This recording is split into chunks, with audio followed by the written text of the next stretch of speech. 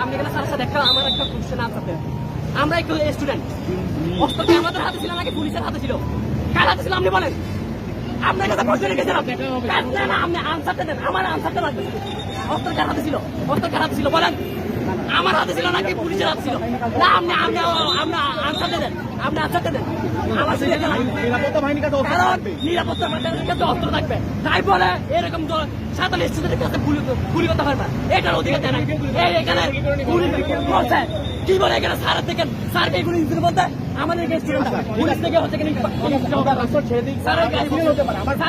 স্যারের গায়ে কেন পড়ছে? শুনেন, স্যারের গায়ে কেন পড়ছে? কারণ স্যার ছিল আমাদের সাথে, স্যার ছিল আমাদের সাথে, স্যার আমাদের সাথে ছিল, সেজন্য পুলিশ যখন উঠেন ক্লিয়ার হয়ে গেছে। স্যারের গায়ে পড়ছে।